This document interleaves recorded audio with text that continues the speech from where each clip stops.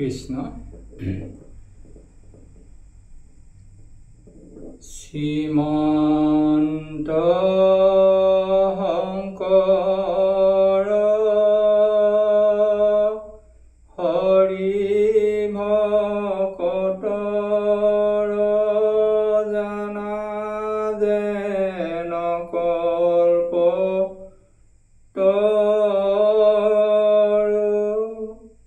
তাহান্ত বিনাই নাই নাই নাই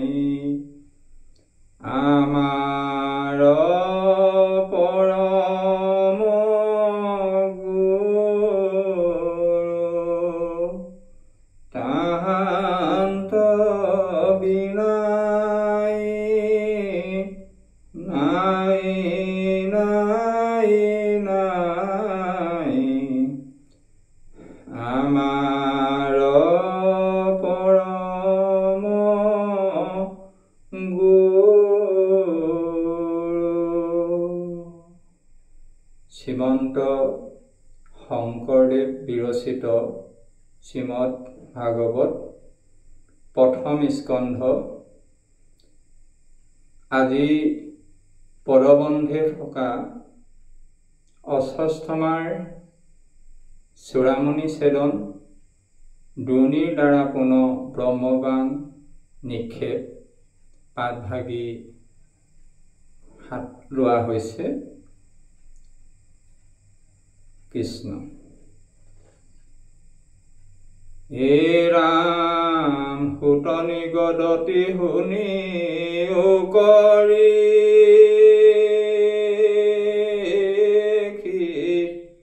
যত ক্ৰোধে ভীমখেনে আখি হেহি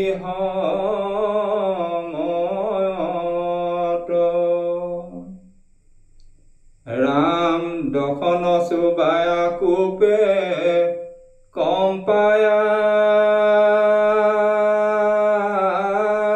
হৰিৰ জানতে কাটা কাটা দুষ্ট ব্ৰাহ্মণ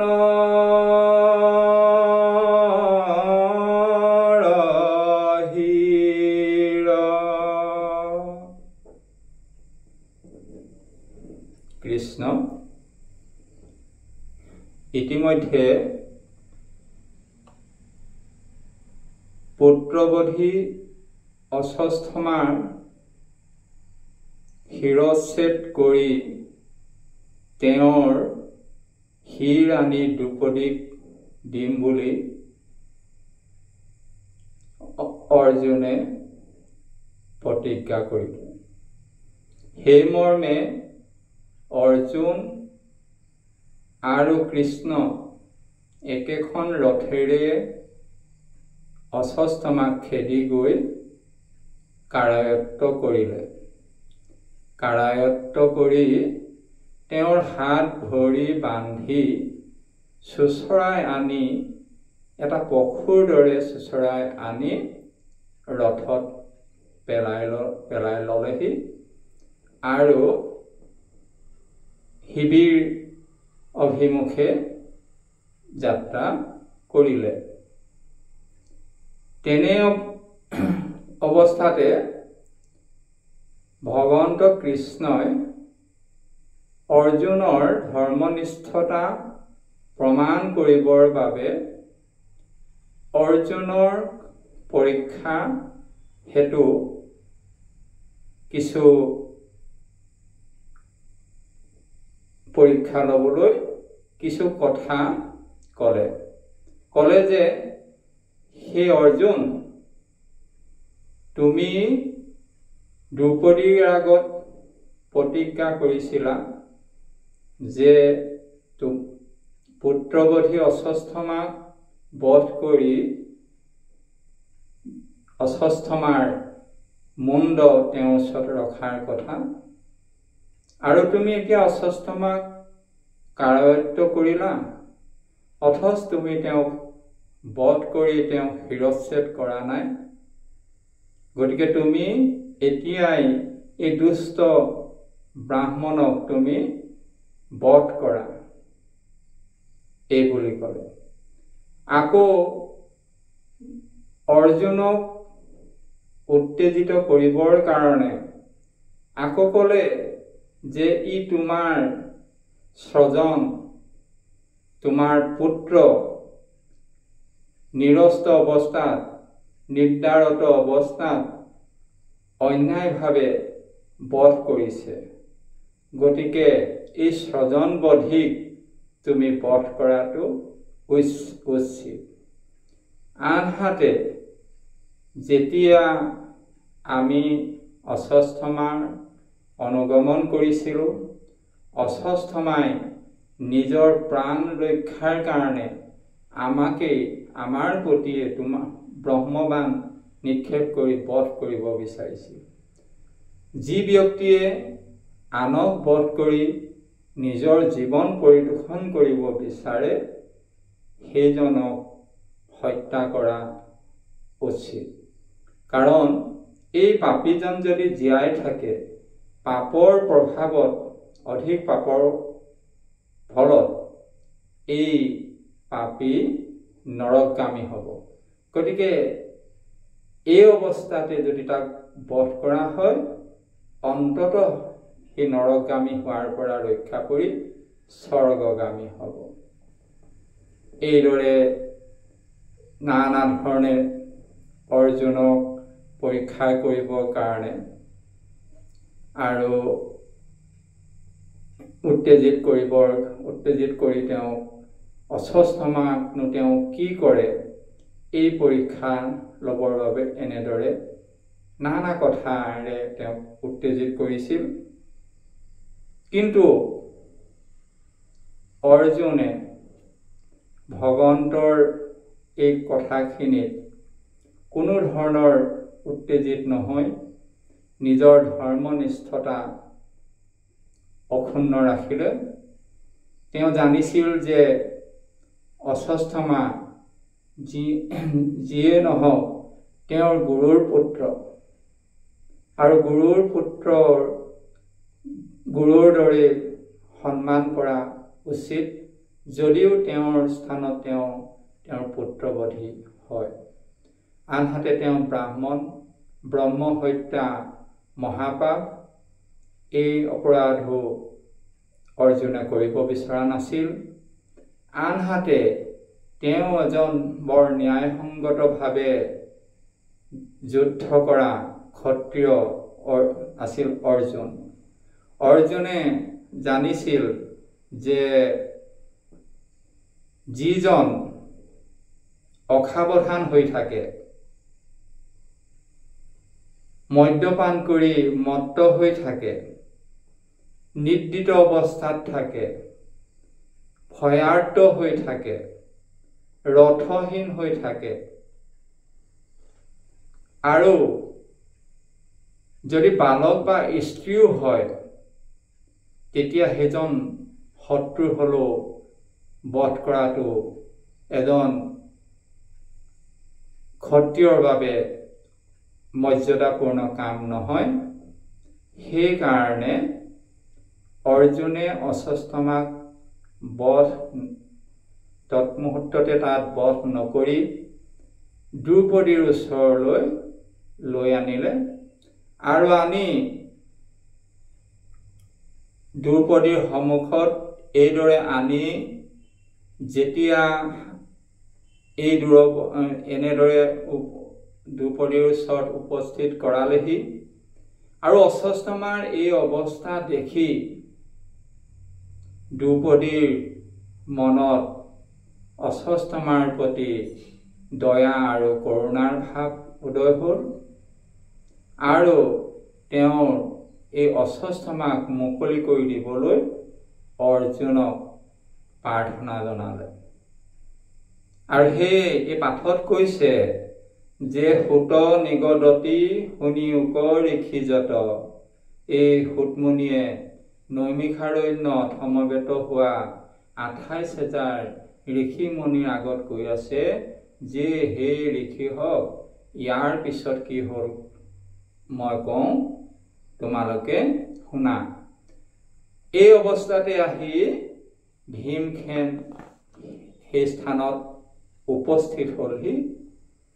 ভীমসেনে গোটেই ঘটনাৰ কথা জানিব পাৰি ক্ৰোধত দাঁত মূৰ কৰচি শৰীৰ কৰচি উঠিল আৰু তেওঁৰ শৰীৰ কম্পিত হ'ল আৰু এই দুষ্ট ব্ৰাহ্মণক এতিয়াই বধ কৰোঁ বুলি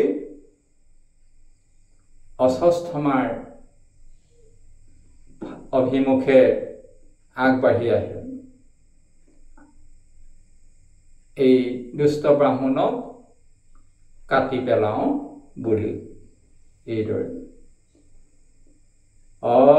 দ্ৰুপদী বুলন্ত ৰাখা ৰাখা ন প্ৰাণ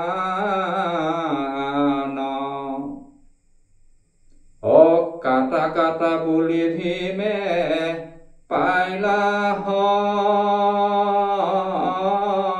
নিধান।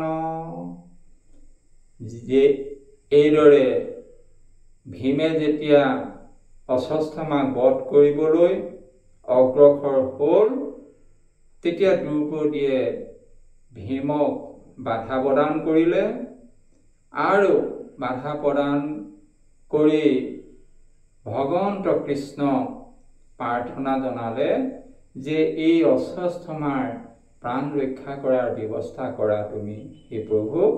এই বুলি দ্ৰৌপদীয়ে কৃষ্ণক প্ৰাৰ্থনা জনালে।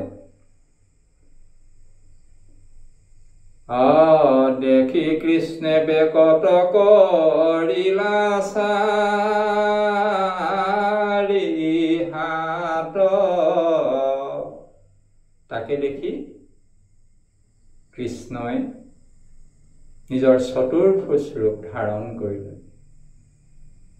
আৰু দুইজনৰ মাজত অৱস্থান কৰি দুখন হাতেৰে কি কৰিছে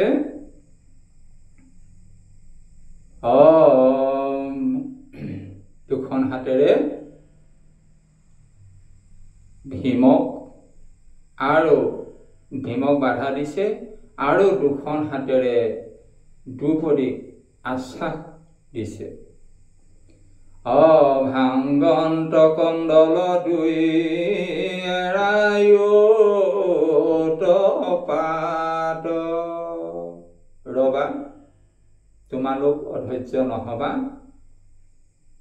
এই বুলি কৈ দুইজনকে দুখন হাতেৰে তেওঁলোকক দুইজনৰ প্ৰতি সংকেত দি আছে আৰু ভাংগন্ত কণ্ডল দুই এৰা তপাত আৰু এইদৰে তেওঁলোকৰ এই থয়া নথয়া খিনি এৰি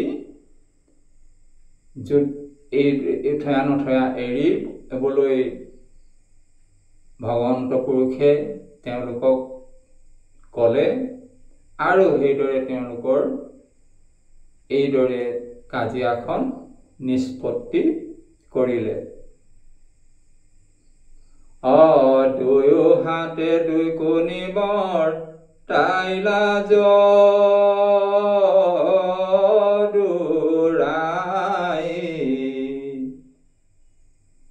বুলিবে লাগিলা পাছে অৰ্জুন কচাই। যদিও ভীমসেন আৰু দ্ৰৌপদীৰ মাজৰ কণ্ডলখন ভগৱন্ত পুৰুষে নিষ্পত্তি কৰিলে, কিন্তু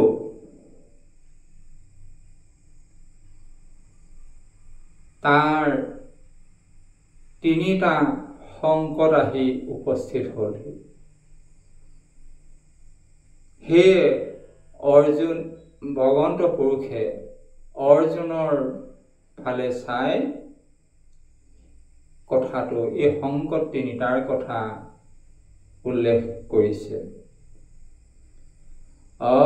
দ্ৰুপদীৰ বচন কি মতে পৰে ৰক্ষা। দ্ৰুপদীৰ বচন কেনেদৰে ৰক্ষা কৰে?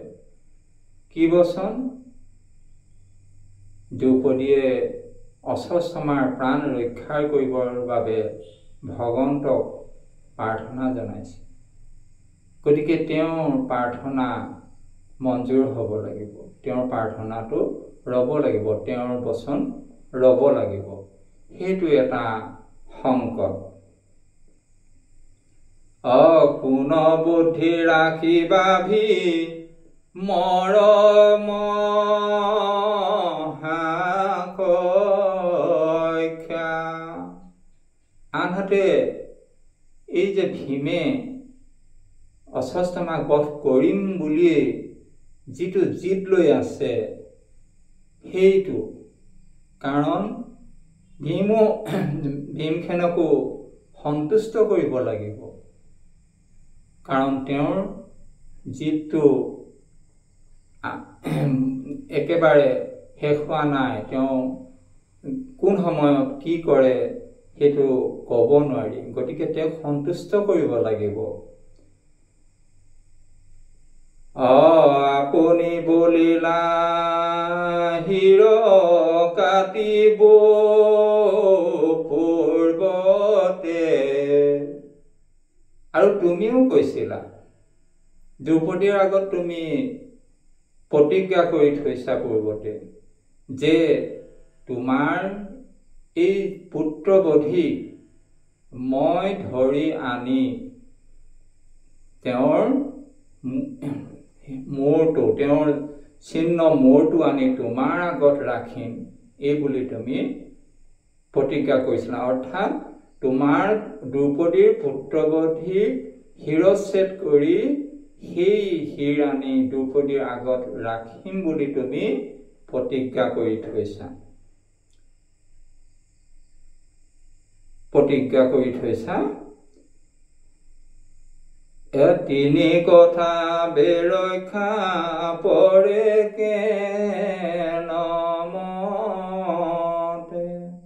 এই তিনিটা কথা কেনেকৈ এতিয়া ৰক্ষা কৰিব পৰা যায়? এনে এটা কৰ্ম, এনে এটা ব্যৱস্থা কৰিব লাগিব, এই তিনিওটা কথা যাতে সমাধান হয়। একেটা কৰ্মৰ দ্বাৰা এই তিনিওটা কথা যেতিয়া যাতে সম্পন্ন হয় বা সমাধান হয়। এইখিনিত আৰু এটা কথা আছে যে কোন বুদ্ধি ৰাখিবা ভীমৰ মহাকক্ষা। ভীমে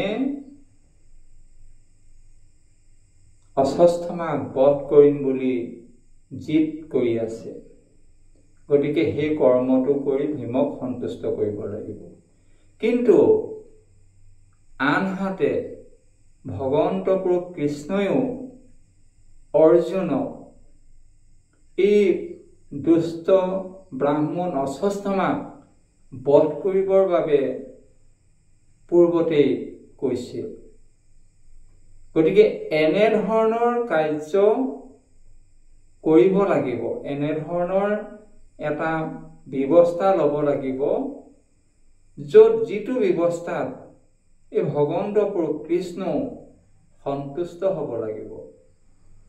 এই তিনিটা সংকটটো আছেই, আৰু এই তিনিটা সংকট সমাধান কৰিবলৈ গ'লে যি ব্যৱস্থা ল'ব সেই ব্যৱস্থাত ভগৱন্ত প্ৰভু কৃষ্ণও সন্তুষ্ট হ'ব লাগিব। আৰু ভগৱন্ত পুৰুষে ইতিমধ্যে অশ্বত্থামাক বধ কৰিবলৈ অৰ্জুনক প্ৰৰোচিত কৰি আছিল, গতিকে কৃষ্ণৰ কথাটো ৰ'ব লাগিব। মিলিল সংকট সখী চিন্তিও পায়। যুধিষ্ঠিৰ ৰাজাৰ জিও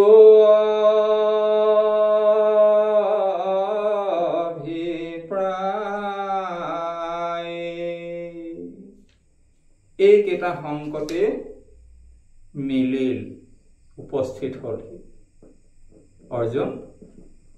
এতিয়া কি কৰা যায়, কেনেদৰে কি কৰা যায়, তুমি ৰজা যুধিষ্ঠিৰৰ অভিমতটো লোৱাচোন। এইবুলি ভগৱন্ত পুৰুষে ভগৱন্ত পুৰুষ কৃষ্ণই অৰ্জুনক কৈছে। সেই অনুসৰি অৰ্জুনে তেওঁৰ জ্যেষ্ঠ ভাতৃ ৰজা যুধিষ্ঠিৰক কথাখিনি সুধিলে, আৰু যুধিষ্ঠিৰে অন্য কথা নকৈ মাত্ৰ এটা কথাই ক'লে যে দ্ৰৌপদীয়ে যি ধৰ্ম আৰু ন্যায়সংগত, অকপট, কৰুণাশীল আৰু সমতাপূৰ্ণ যি কথা কৈছে অশ্বত্থামাৰ সম্পৰ্কত, সেইটোৱে মোৰ অভিমত। অৰ্থাৎ দ্ৰৌপদীৰ কথাত ৰজা যুধিষ্ঠিৰে সন্মতি জনালে, সহমত প্ৰকাশ কৰিলে। যেতিয়া যুধিষ্ঠিৰে এই দ্ৰৌপদীৰ এই কথাত সহমত প্ৰকাশ কৰিলে, তাত উপস্থিত থকা সকলোৱে, নকুল সহদেৱ আদি কৰি সকলো লোকেই যুধিষ্ঠিৰৰ মতটোকো সমৰ্থন জনালে। গতিকে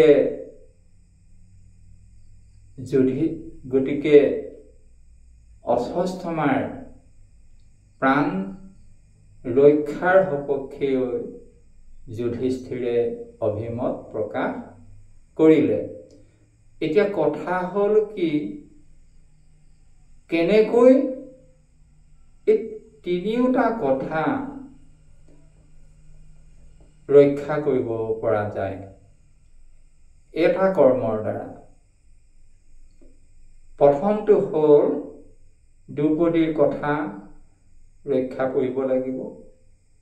দ্ৰৌপদীক সহমত প্ৰকাশ কৰিছে যুধিষ্ঠিৰকে আদি কৰি নকুল সহদেৱ আদি তাত উপস্থিত থকা লোকসকলে। গতিকে অশ্বত্থামাৰ প্ৰাণ ৰক্ষা কৰিবই লাগিব। ২ নম্বৰ কথা হ'ল ভীমৰ জিদটো ভাঙিব লাগিব, ভীমকো অসন্তুষ্ট কৰিব নালাগিব।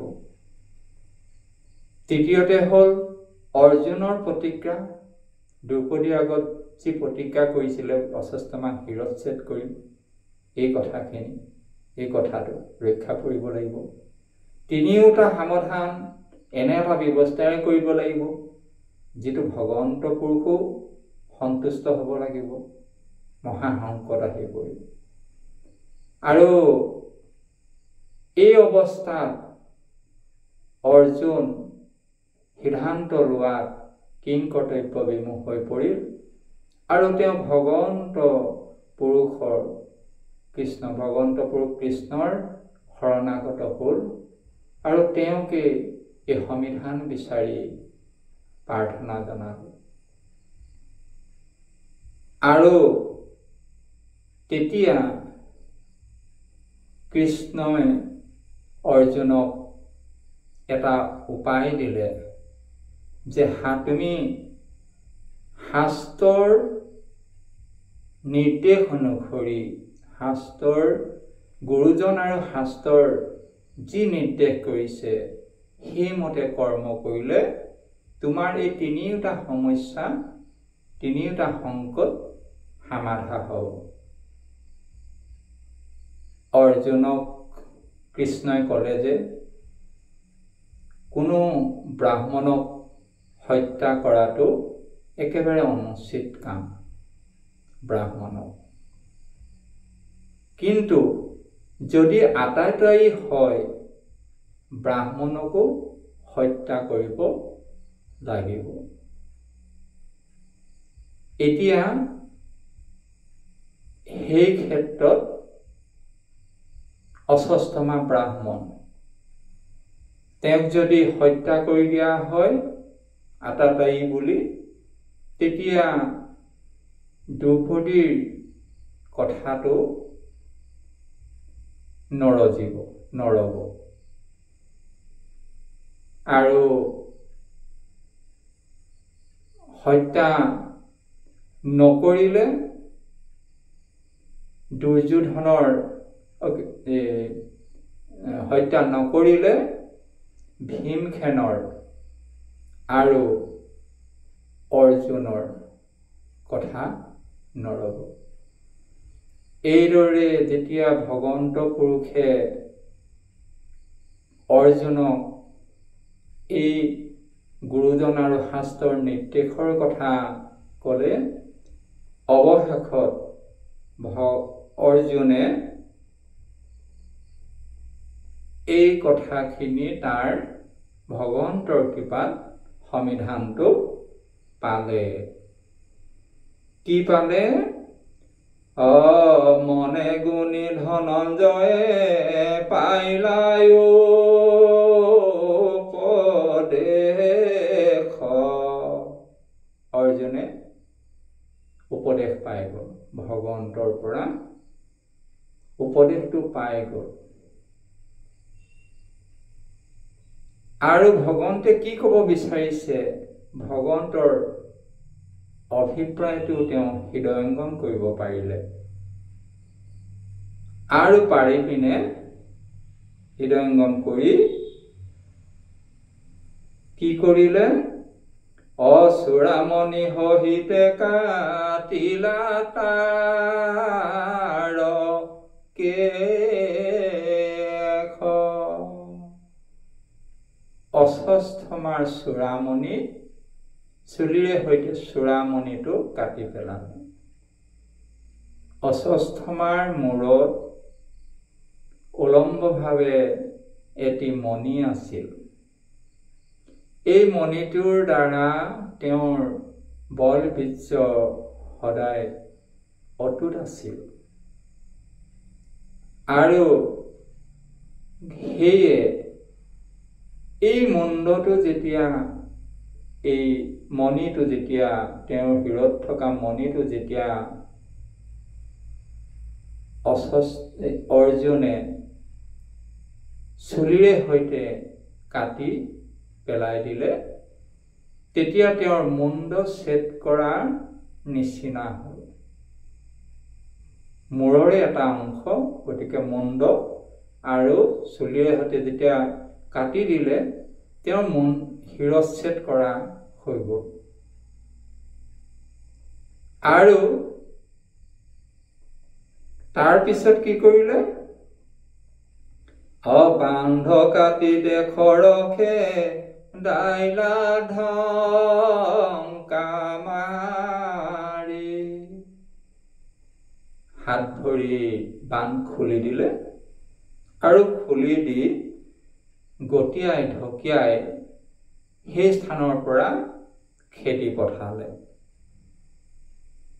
এতিয়া এই ব্ৰাহ্মণক যদি অপদস্থ কৰা হয়, প্ৰহাৰ কৰা হয় আৰু সৰ্বস্ব লৈ যেতিয়া কাঢ়ি লোৱা হয়, অপমানিত কৰা হয়, চুলি কাটি দিয়া হয়, এইটো হৈছে ব্ৰাহ্মণৰ মৃত্যু তুল্য। ই শাৰীৰিক মৃত্যুতকৈও অধিকহে হয়, এই মৃত্যু অধিক হৈ পৰে। গতিকে অশ্বস্থমাক বধ কৰাও হ'ল আৰু জীয়াই ৰখাও হ'ল। কাৰণ 1 নম্বৰ প্ৰতিজ্ঞাটো কি আছিলে? দ্ৰৌপদীৰ প্ৰাণ ৰক্ষা দ্ৰৌপদীয়ে প্ৰাণ ৰক্ষা কৰিবলৈ প্ৰাৰ্থনা কৰিছিলে। অশ্বত্থামা যদিও মৰিলে, শাৰীৰিকভাৱে জীয়াই থাকিলে, শিৰচ্ছেদ কৰাৰ কথা কৈছিলে। শিৰত থকা মণিটো চুলিৰে সৈতে কাটি দিলে, শিৰচ্ছেদ কৰাই হ'ল। আৰু তেওঁ শিৰচ্ছেদ কৰি বধ কৰাৰ নিচিনা হ'ল। আৰু তেওঁক অপমানিত কৰি ইয়াৰ পৰা উলিয়াই পঠাই দিয়া, ৰাজ্যৰ পৰা বাহিৰ কৰি দিয়াটো, সেইটোও তেওঁ মৃত্যুতুল্যই হ'ল। গতিকে তেওঁ বধো কৰিলে, প্ৰাণো ৰ'ল। এই তিনিটা কাৰ্যই, আৰু এই কাৰ্যত যুধিষ্ঠিৰো সন্তোষ পালে, আৰু ভীমসেনো এই কথাত মান্তি হ'ল, মানি ল'বলৈ তেওঁ মানি ল'ব পাৰিলে এই কথাটো, মানে এই ব্যৱস্থাত।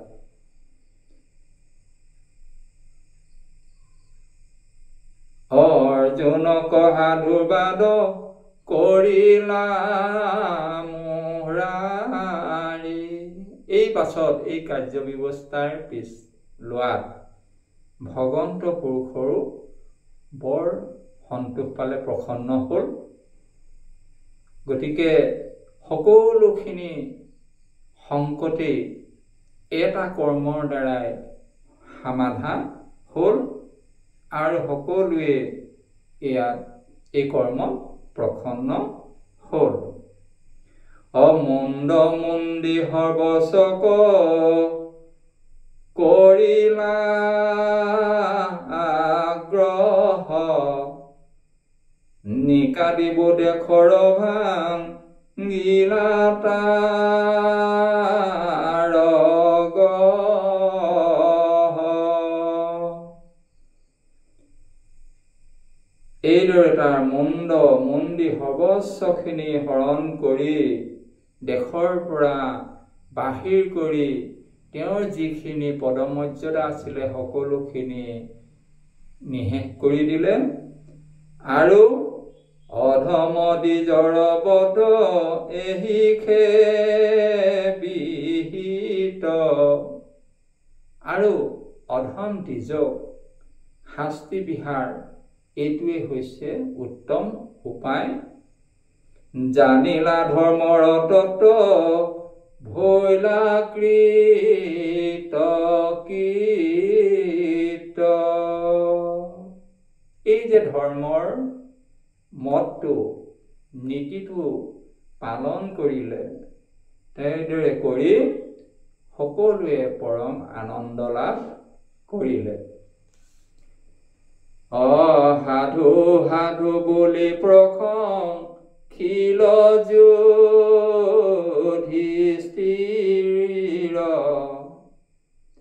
হামফলিলা প্ৰতিজ্ঞাৰ জুন মহাবীৰ।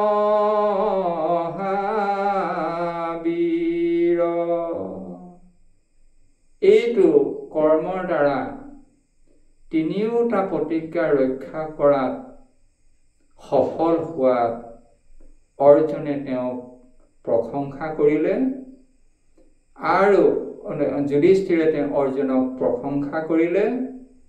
আৰু এইদৰে অৰ্জুনক প্ৰশংসা কৰাৰ পাছত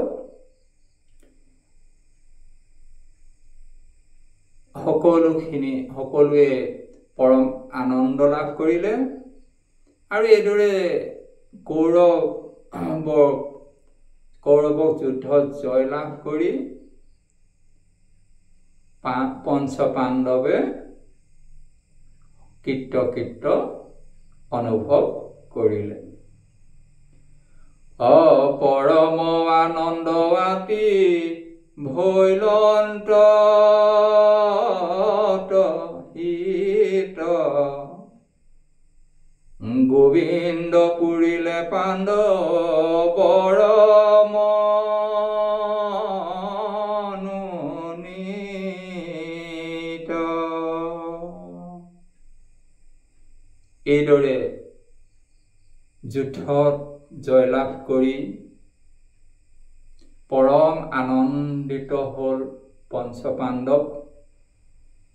আচলতে প্ৰভু গোবিন্দইহে যুদ্ধ জয় কৰাই তেওঁলোকৰ মনোকামনা পূৰ্ণ কৰিছিল।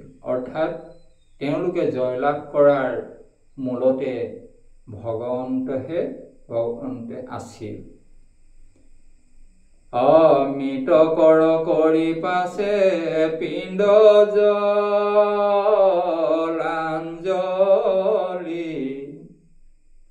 থাকিলা হস্তিনাপুৰে পাঞ্চু মহাবলী।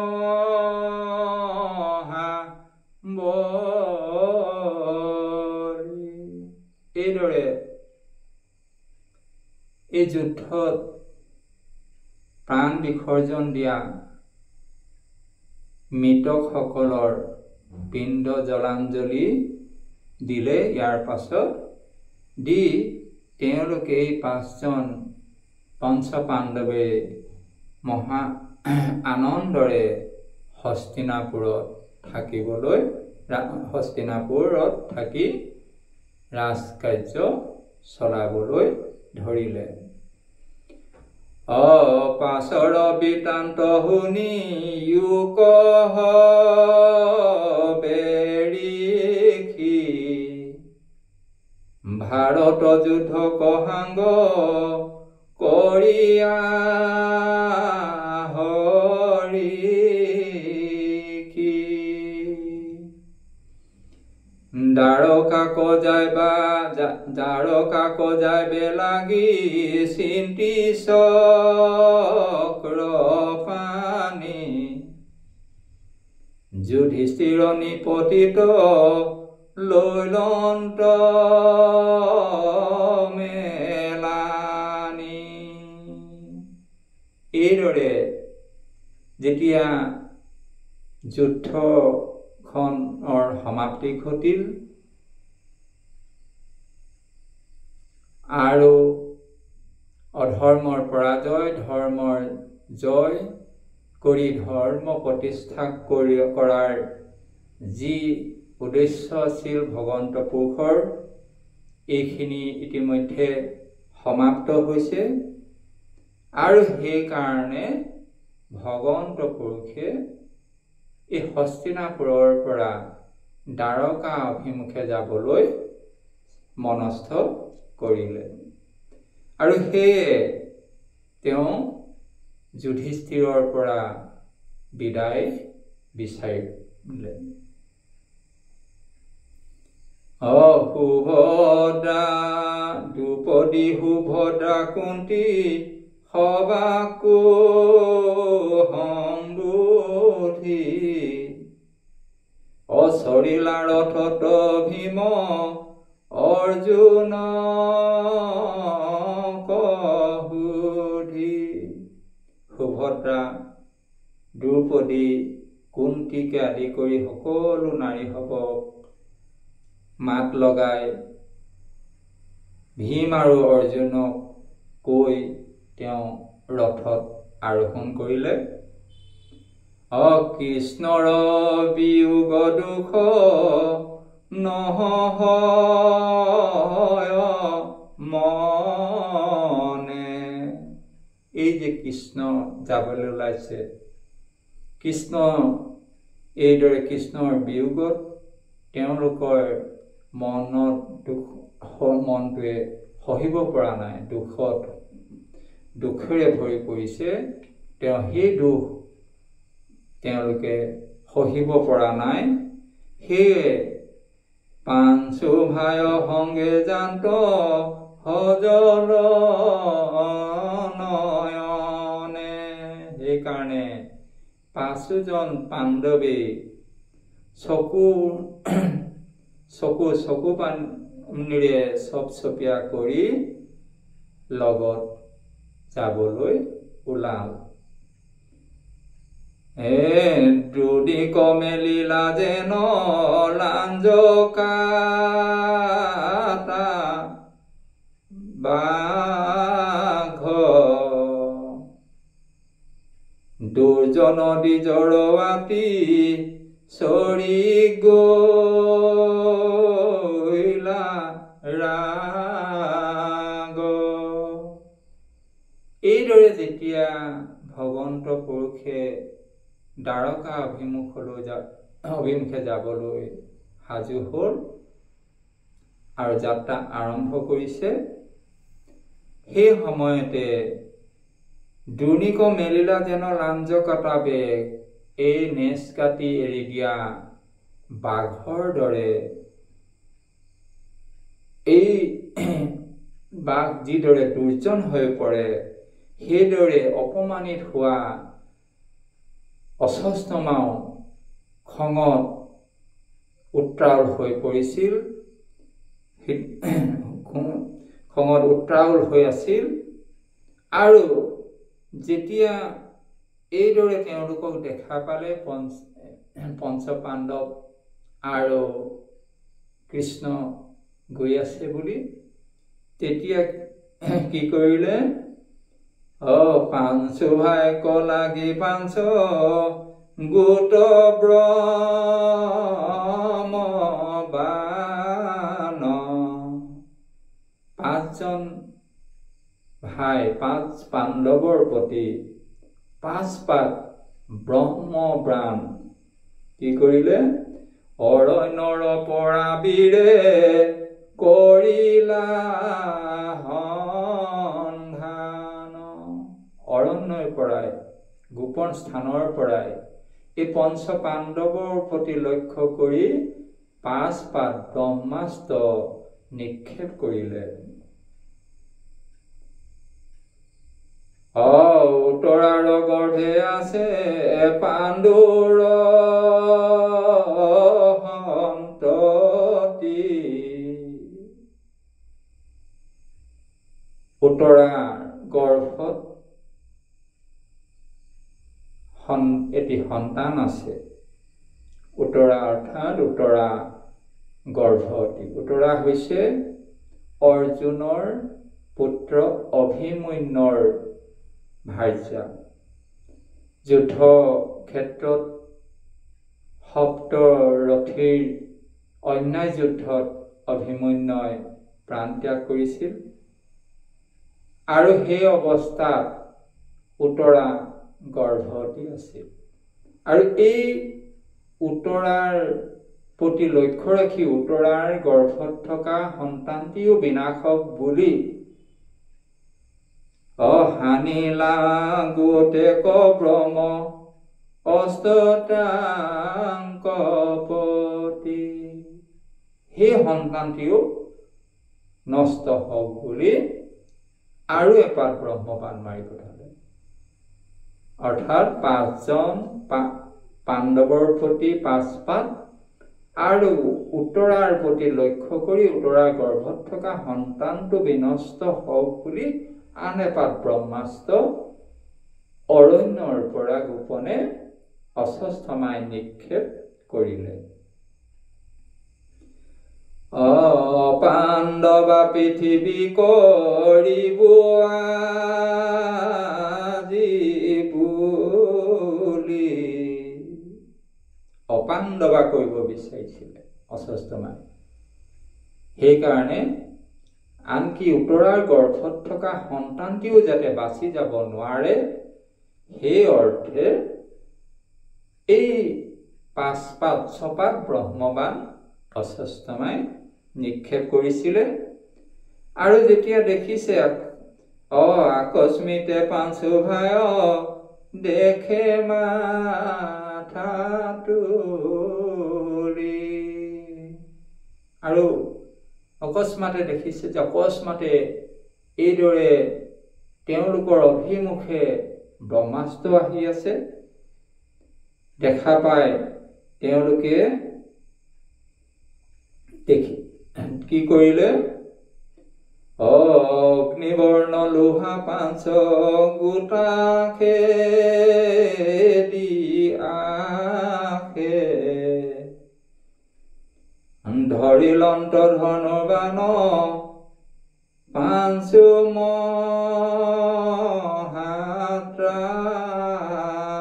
মহাত্ৰাখে।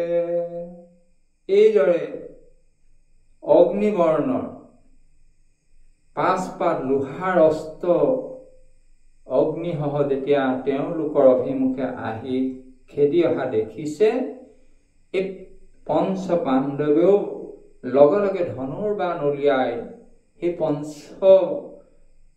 ব্ৰহ্মাস্ত্ৰক নিৰস্ত কৰিবৰ কাৰণে, বাধা দিবৰ কাৰণে উলিয়াই ললে ধনুৰ বাণ।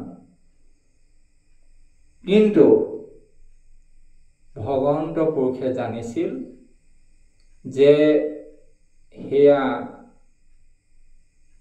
অপমানিত হোৱা অশ্বত্থামাই কোনো গোপন স্থানৰ পৰা ব্ৰহ্মাস্ত্ৰ নিক্ষেপ কৰিছে। গতিকে তৎমুহূৰ্তেই ব্যৱস্থা নললে হয়তো পঞ্চপাণ্ডৱৰ ক্ষতি হ'ব, এইবুলি ভাবি দেখি খেপিলন্ত চক্ৰে কৃষ্ণে আতি ৰাগি, লগে লগে দেখি খেপিলন্ত চক্ৰ কৃষ্ণে আতি ৰাগি, কৃষ্ণৰো খং উঠিল আৰু তৎমুহূৰ্তে তেওঁ চক্ৰ তেওঁ সুদৰ্শন চক্ৰ সেই ব্ৰহ্মাস্ত্ৰৰ প্ৰতি এৰি দিলে আৰু ভস্ম হৈল ব্ৰহ্মাস্ত্ৰৰ চক্ৰতে লাগি। যেতিয়া এই সুদৰ্শন চক্ৰ ব্ৰহ্মাস্ত্ৰৰ অভিমুখে নিক্ষেপ কৰিলে, তেতিয়া এই চক্ৰৰ সুদৰ্শন চক্ৰৰ প্ৰভাৱত ব্ৰহ্মাস্ত্ৰ নিষ্প্ৰভ হৈ গ'ল। কৃষ্ণ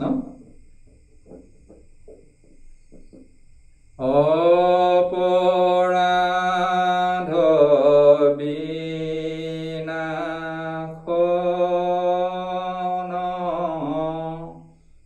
তজু নামে নাৰায়ণ, জানি নামে পকিলো হৰণে, আনগতি নাহিকে মৰণে। অপৰাধ ক্ষমা কৰি তুমি দয়াশীল হৰি, মোক ৰক্ষা কৰিও চৰণে ৰাম, মোক ৰক্ষা কৰিও